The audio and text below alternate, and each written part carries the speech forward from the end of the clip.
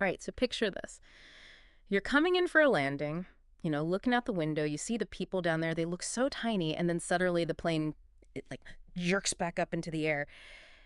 And the captain comes on, trying to sound calm, but you can tell something's up. And he's like, folks, just a slight change of plans. We're going to be making a bit of a go around. Oh, boy. And that's when you see it, like smoke coming from the engine. Yeah.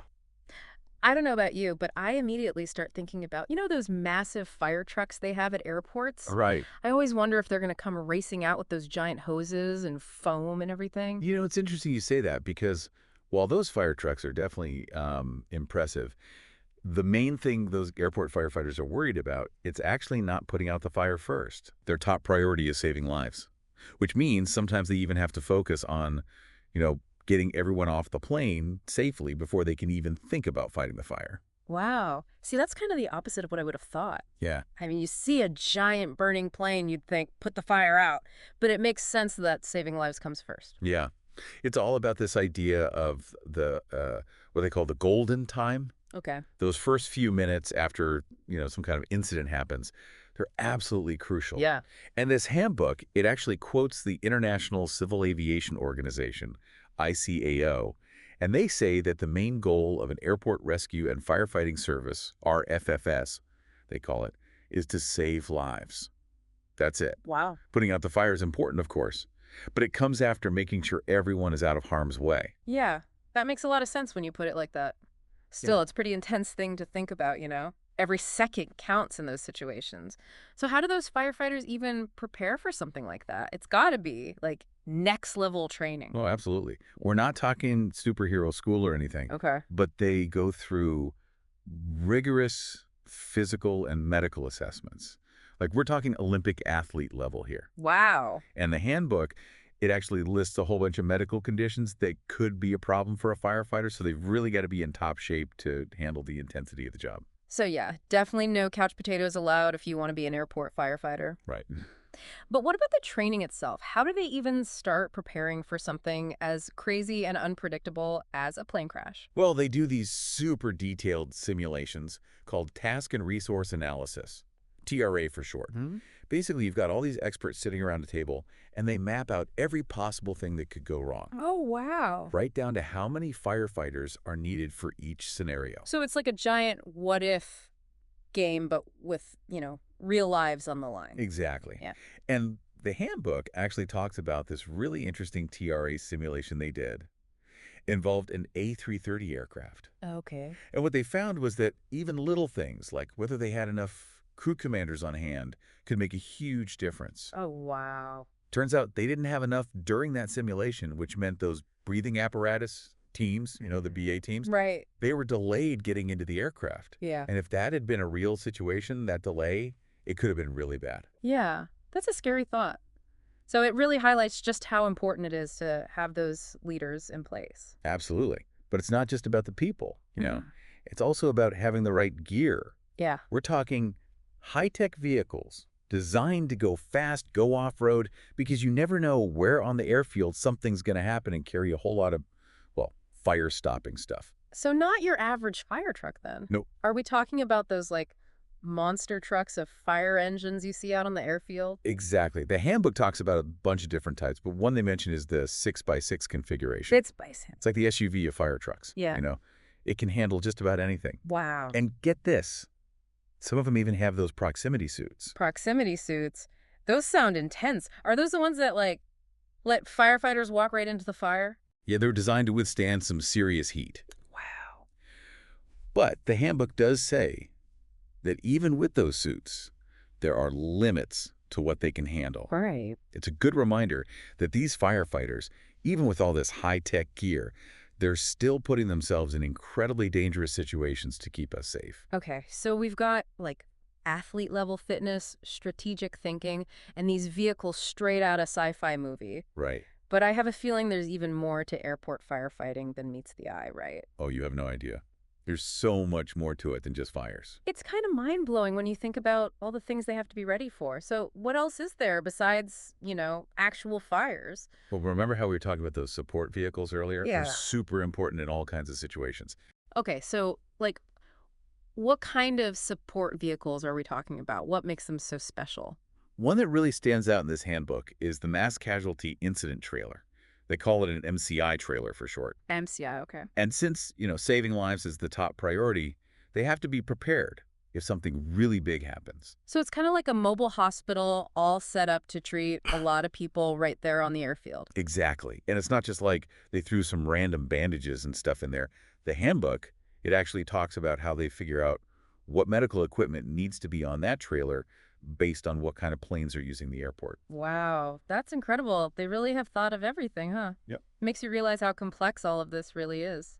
But you were saying it's not just fires they have to worry about, right? What other kinds of things do they have to deal with? Think of it this way. The airport is like its own city, right? Yeah. Anything that could happen in a city could happen there. We're talking medical emergencies, spills and leaks of hazardous materials like fuel or chemicals, that sort of thing. Oh, and this one might surprise you, wildlife control. Yeah, they have to deal with animals too. You'd be surprised. I never would have thought of that. I thought that was like a whole different department. It's all connected. See, Yeah. those birds might look harmless, but they can be a real danger to planes, especially when they're taking off or landing. Okay, that makes sense, I guess. So they're not just firefighters then. They're like first responders, hazmat experts, and part-time zookeepers all rolled into one. Pretty much. Mm. And figuring out their response area, it's not as simple as you might think. It's not just a matter of drawing a line on a map. The handbook talks about how the boundaries of the airport and where other emergency services are all factor into who's responsible for what. Wow. So next time I'm at the airport and I see those big fire trucks out on the tarmac, I'm going to be thinking about all the different things they might have to do, not just putting out fires. Exactly. And it's not just about those big dramatic events either. Even something as simple as communication, it's super important for them to do their job right. Oh, yeah, for sure. Clear communication has got to be essential in those high pressure situations. Absolutely. And it's not just about firefighters talking to each other.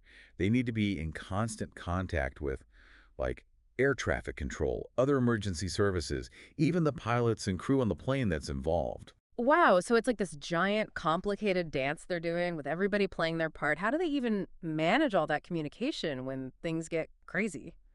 Well, the handbook explains how they use a whole bunch of different communication systems. They have their own radio frequencies, special alert systems, and even a direct line to the control tower. They call it the hotline. A hotline. Yeah. Seriously. Yeah. I'm guessing they're not using it to order pizza. No, haha. That hotline is only for emergencies when every second counts. Oh, wow. It gives them a direct way to talk to each other no matter what's going on. Right.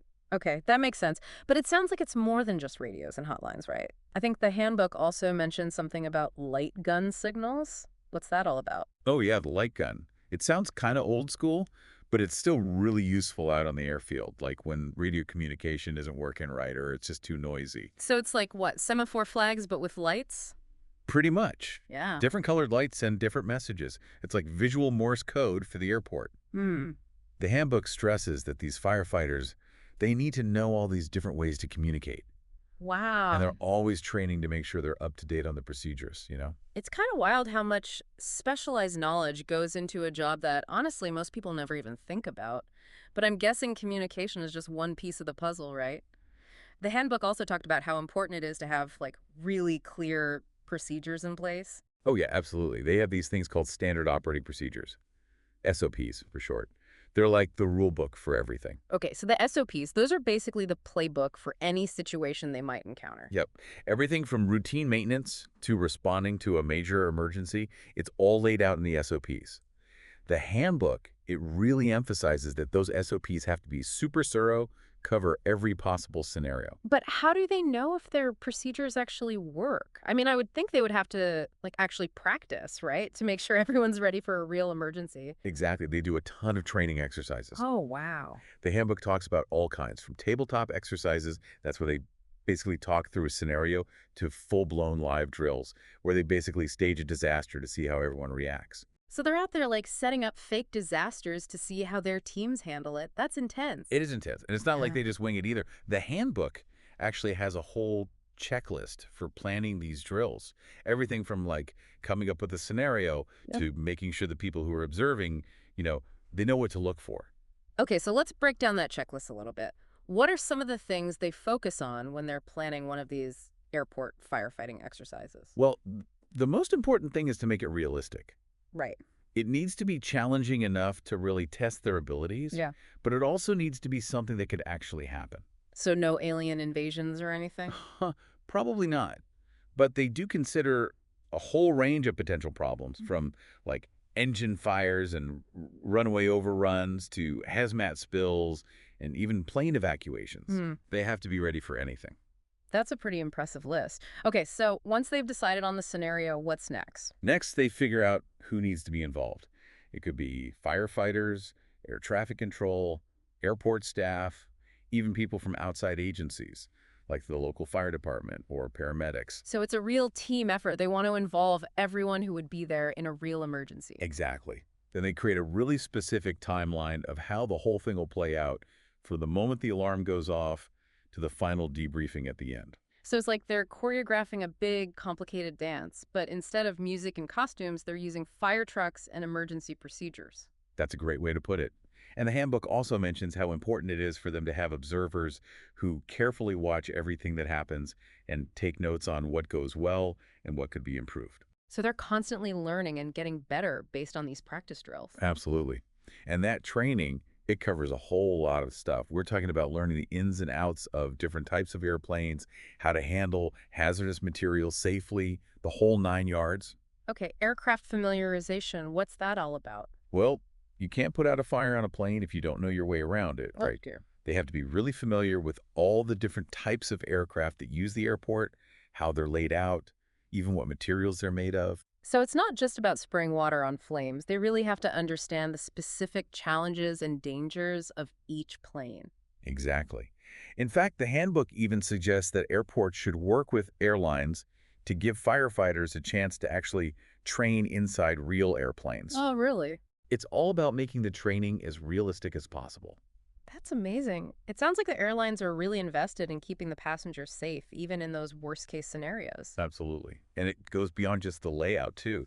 The handbook even suggests that firefighters should be trained on the specific procedures for shutting down different systems on each type of plane. Oh, wow. It's all about minimizing damage and keeping everyone safe. That is incredible. They really have thought of everything, haven't they?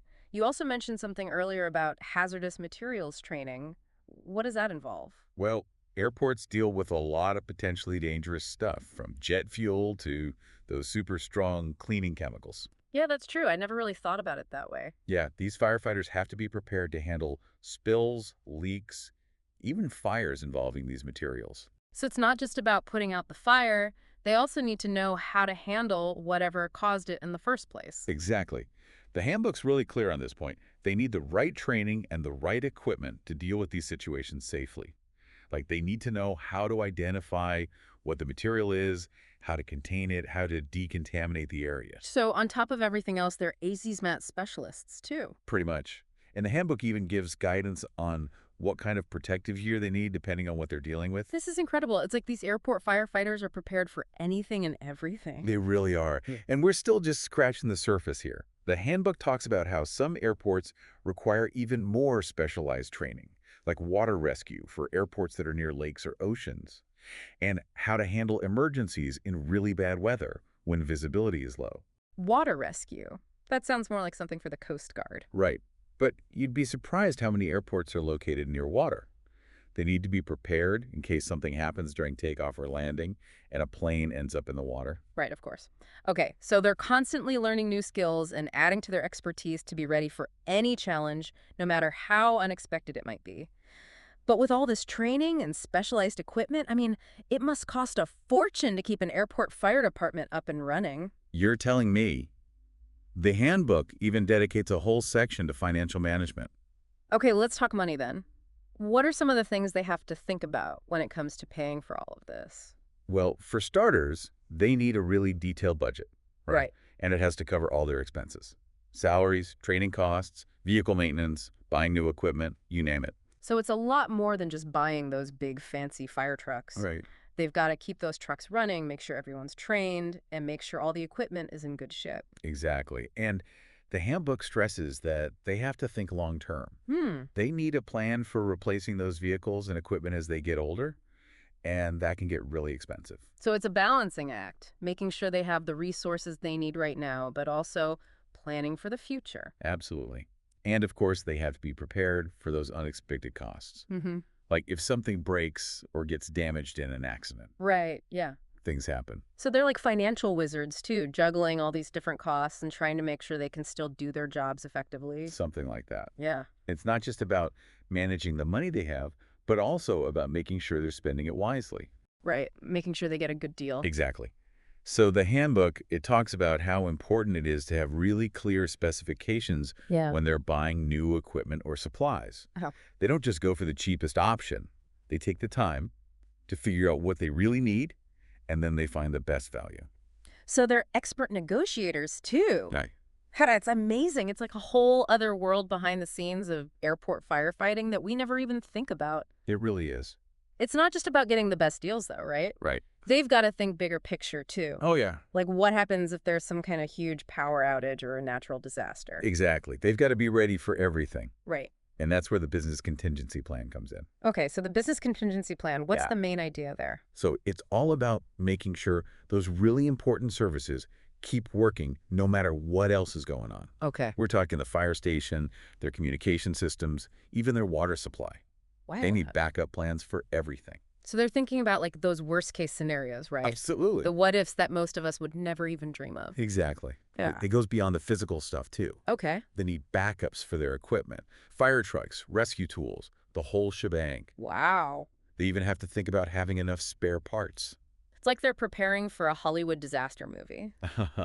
Pretty much. Except this is real life with real consequences. Exactly. Yeah. And speaking of real life, all of this planning and preparation, it all comes back to one really important idea: risk management. Risk management. Okay, that sounds serious. So how does that work with airport firefighting? Well, it's all about figuring out what could potentially be dangerous. Okay. Everything from how the planes operate to those hazardous materials we talked about. Right. And then once they know what the risks are, they can figure out how to make them less dangerous. So they're not just waiting for emergencies to happen. Right. They're trying to stop them from happening in the first place. Exactly. They're always looking for potential problems and coming up with ways to fix them. So it's like a never-ending game of what could possibly go wrong, but instead of just stressing them out, it actually makes everyone safer. Exactly. And the best part is they're not doing it alone. They're always sharing information with everyone involved. The airlines, airport staff, everybody's working together to minimize those risks as much as possible. That's incredible. It really sounds like they've created this whole environment of safety that goes way beyond just the fire station. I'd say so. And that commitment to safety, you can really see it in everything they do. Yeah. From how seriously they take their training, to how well they keep up their equipment, to how they're always looking for ways to improve. You know, it's funny. Like so? When I used to picture airport firefighters in my mind, I just thought about those giant trucks and, the whole putting out fires thing. Right. But it's so much more than that. It really is. It's a whole world behind the scenes that most people don't even know exists. Exactly. And it's one that we should all appreciate a lot more. I agree. So next time we're at the airport, let's all take a second to think about those unsung heroes working hard to keep us safe. Couldn't agree more. Well, this deep dive has been amazing. It's been so cool to get a glimpse into this world and learn about all the work that goes into keeping us safe when we fly. My pleasure. Thank you so much for joining me today and sharing your expertise. Happy to do it. And to everyone listening, thanks for coming along with us on this journey. Until next time, safe travels.